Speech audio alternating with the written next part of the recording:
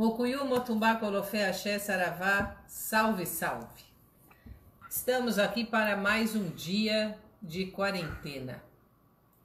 Nas minhas contas, estamos no 12º dia. E eu gostaria de dar aqui a minha abertura, desejando paz profunda na mente e no coração de todas as pessoas. Não vou vir com os números que estão disponíveis na internet de casos, embora eles tenham vindo numa crescente. Hoje eu gostaria de dar uma outra ênfase sobre a perspectiva desta pandemia.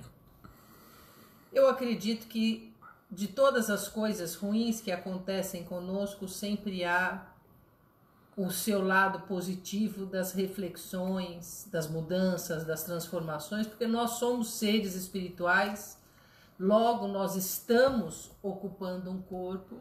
Este corpo, por sua vez, ele é uma expressão daquilo que é espiritual, mas muitas vezes nós acreditamos ser apenas o corpo e esquecemos as questões espirituais. Vivemos como corpos e buscamos, inclusive, fazer com que esses corpos sejam eternos. E a partir desta questão, eu gostaria de perguntar para vocês que estão me assistindo. Vocês pararam para fazer alguns questionamentos sobre si? Muitas pessoas têm me perguntado, muitas pessoas têm chegado até mim com os nervos literalmente à flor da pele. E eu comecei a pensar, o que está acontecendo? Seria o vírus? O fato da quarentena, do isolamento social é algo que incomoda, traz desconforto às pessoas. Mas há uma questão que a gente precisa rever. As pessoas não estão acostumadas a se ouvir, a conviver com aquilo que há de mais íntimo delas, aquilo que mora dentro de si, da sua espiritualidade, do seu espírito. As pessoas não convivem mais com isso. A nossa sociedade moderna lançou a pessoa para fora de si e ela teve forçosamente que passar a conviver consigo, com os seus anseios, com as suas expectativas, com as suas necessidades, que até então estavam calcados em ter e não em ser. Em ter um bom emprego, em ter estudo, em ter companhia para passar o dia, em ter lazer. Nós estávamos ali. E eu estou vendo que o fato de ter sido retirado o lazer, o emprego, o estudo, as relações externas. Hoje a gente vê que as pessoas não podem nem postar muita coisa no Insta, no Facebook, porque é de uma rotina domiciliar, de trabalho, de trabalhos domésticos, trabalhos de home office, enfim. Acabou, é você com você mesmo. Aí a gente volta à questão da releitura das prioridades. Paramos para pensar o que realmente é prioritário para nós? Paramos para refletir se o consumo é tão vital na nossa vida? E quando eu coloco consumo, eu não estou falando ir no shopping comprar só, não. É consumo intelectual, é consumo social, são vários tipos de consumo, inclusive consumo espiritual. Nós paramos para refletir sobre isso? Estas questões fizeram uma reanálise das nossas prioridades de vida? O que realmente nos importa?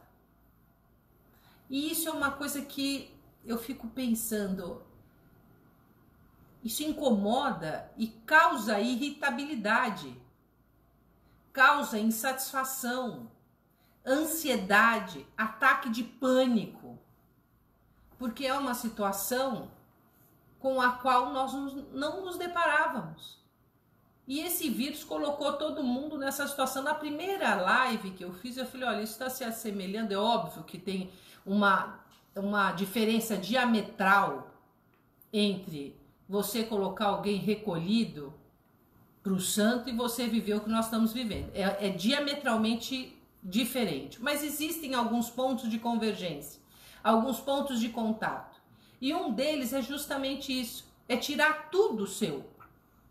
E você ficar ali com você, com a sua família, quando você as tem, e tentar reorganizar a sua vida a partir desta realidade. Isto tem sido um terrorismo para as pessoas. É um terrorismo. Tem pessoas que têm sofrido por ter que fazer coisas que normalmente elas não fazem, que elas acham que é um trabalho de só menos, como, por exemplo, cuidar da sua própria casa. Outras por sobrecarga de trabalho. Mas estas questões precisam ser ponderadas devidamente. E aí eu venho com uma outra questão, as incertezas, né? A incerteza cabia ao pobre. O pobre não sabe se ele vai comer no dia seguinte, se ele vai ter dinheiro para comprar remédio no dia seguinte. O pobre não sabe se ele vai ter dinheiro para pagar o transporte para ir para o trabalho, se ele vai ter trabalho. O pobre não sabe como vai cuidar da saúde da sua família, ele não sabe, ele lida com incertezas. Elas fazem parte da vida deles. De repente, as incertezas não fazem parte só das classes menos favorecidas. Ela passa a fazer parte da vida de todo mundo. Talvez muitas pessoas de classe média alta e a elite nunca tivesse essa questão das incertezas tão exposta, porque está lidando com as probabilidades. Já não é certo que basta você ter dinheiro que isso não vai te acontecer. Não é certo que o seu dinheiro vai trazer tudo aquilo que você necessita na hora que você deseja. Não é mais certo. A incerteza tomou conta da nossa comunidade planetária. Não estou falando nem da minha comunidade aqui de terreiro, mas planetária. Isso me lembra muito Exu. Exu é o rei das incertezas e das probabilidades. Ele, tanto é que tem algumas pessoas que costumam falar, Exu é trapaceiro. Não, Exu não é trapaceiro. Exu cria situações para que a gente vá transformando aquilo para uma situação melhor. E ele lida com as probabilidades. Para ele não importa se você é pobre, rico, se você é isso, não importa. Exu vai fazer o trabalho dele. E eu me lembro dessa situação muito, o trabalho de Exu. Quando ele traz para a humanidade uma série de incertezas, estas incertezas, elas ou te modificam ou te consomem. Que é o que Exu faz conosco. Ou você muda, ou você vai ser consumido. Porque você tem uma natureza que lhe é intrínseca, que é uma natureza espiritual. Todos nós temos uma natureza espiritual. E passamos a viver uma natureza física. Única e exclusivamente física. O povo de terreiro está mais acostumado a viver em comunidade, né? Algumas das religiões afro-brasileiras, porque outras têm um padrão ainda calcado em posições pontuais rituais. Outras comunidades já convivem entre si com mais intensidade, aquelas dividem o que é necessário, estão ali permeando essas posições. Hoje o dia um tem e o outro não tem, um ajuda o outro, ou seja, há uma circularidade das necessidades. A gente lida melhor com isso. Agora, a grande sociedade não lida com isso. Não há circularidade. Não há mudança. Tudo é muito fixo. Tudo tem um lugar muito certo. E quando a gente muda o lugar das coisas, a gente não, aqui o poder divino, as pessoas perdem o seu chão. Elas acabam entrando num estado de estresse profundo. E esse estresse não está ligado às questões sociais do coronavírus. Esse estresse está ligado à medida em que eu sou capaz de me encontrar comigo mesmo. Isto está em questão neste momento. nós podemos nos encontrar conosco e com aquilo que nos pertence de fato? Em uma das lives, que também não me recordo qual foi, eu sempre falei para vocês, pensem que vocês vão morrer todo dia à meia-noite, para ver se nós teríamos exatamente o mesmo comportamento, se nós teríamos exatamente os mesmos valores e as mesmas prioridades. Nós estamos convivendo, o mundo, com a expectativa da morte. Todo mundo fugindo dela. Todo mundo criando meios de que ela não nos pegue, que Ku não nos veja. Ninguém quer, como eu falei, ser abicu, morrer antes da hora. Mas nós temos esta questão importantíssima para ser reavaliada. Onde nós estamos? Onde nós estamos de nós mesmos? Porque há uma responsabilidade individual que imbrica-se na responsabilidade coletiva.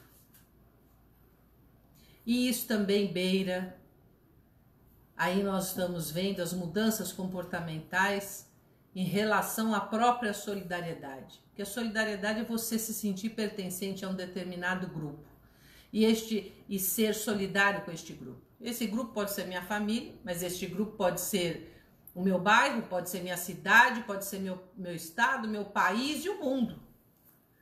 E nós precisamos ter esta solidariedade. E estes movimentos, mesmo que sejam movimentos ainda irrisórios, têm apontado uma pequena parcela, né? E apareceu aqui em algumas questões. A sociedade terá mudanças significativas a partir desta pandemia? E eu devolvo. As individualidades terão mudanças significativas a partir desta pandemia? Esta é uma questão que nós precisamos colocar e pensar que a gente não pode esperar isso do Estado só. O Estado tem política pública, transformação dentro daquilo que a gente chama de campo individual, espiritual, é compromisso nosso, é íntimo. E eu sei que esta intimidade, ela foi escondida por muito tempo. Além do que eu falei, que a gente fala, faz, vive e quer ser. Nós estamos nesta crise entre falar, fazer e viver, porque ser ainda é muito distante. E nesta crise dessas identidades, este falar era um falar social e um fazer social. Nós tínhamos obrigações, tínhamos a expectativa de que fazendo os nossos compromissos sociais era o suficiente.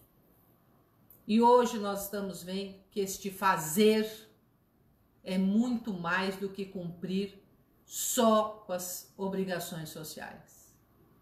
E uma das obrigações que a gente fala são as obrigações espirituais, e não é deitar para o santo. Eu acho importantíssimo ter ser iniciado, importantíssimo, porque eu faço isso, eu vivo isso, isso é crucial na minha vida.